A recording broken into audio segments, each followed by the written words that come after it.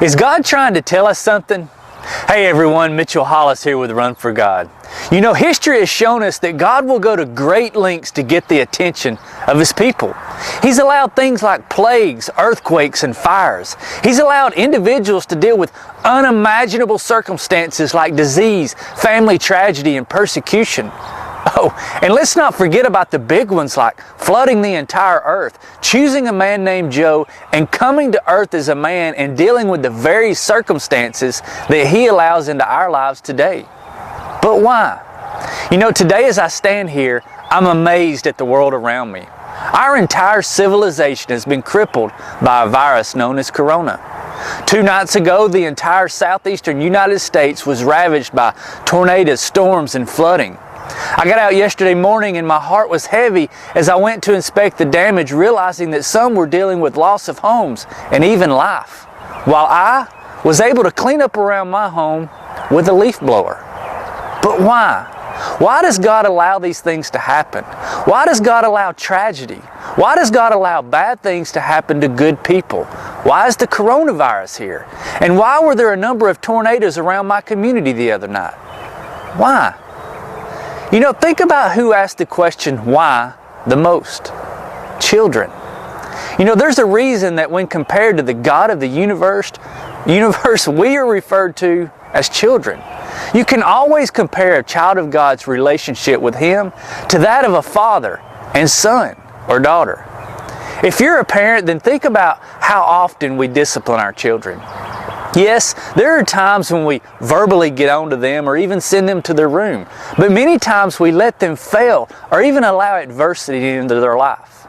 You know, I'll never forget when my oldest child was very young and we were eating in a Mexican restaurant. Like most restaurants of this culture, they bring out chips and salsa when they take your order. This particular establishment had a salsa that had more heat than most.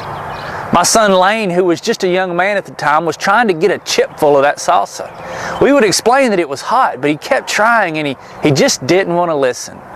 So after a few minutes, I let him dig right in. The look on his face was priceless as he began to drink everything he could find. From that point on, Lane believed me when I said something was hot. So let's take a closer look at this very simplistic example. I know what is best for Lane. I have expressed that many times. Lane is my son and I love him very much. And he loves me as well. Lane trusts me most of the time. But on occasion, he succumbs to his own desires. Many times it's during these moments that I allow temporary adversity or pain. Lane is a great kid and I feel that I'm a great dad.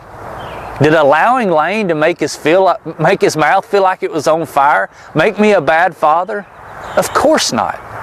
It made me a father who wanted what was best for my child, and if it took him learning through failure, then so be it. God is no different. He often just does things on a much bigger scale than we can even understand. Is the adversity of the coronavirus bringing back into focus what's really important? I know it has mine. Do tornadoes, storms, and flooding mean that God is mad at us? Of course not. Does God start His day by planning how He's going to punish His children? No.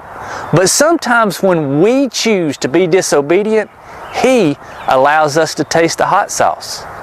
Today, let's take inventory of where we are as a society. Are we moving closer to Him or pushing Him away? Are we giving Him the glory or seeking glory for ourselves? Do we seek Him in the bad times and the good, or only in the bad?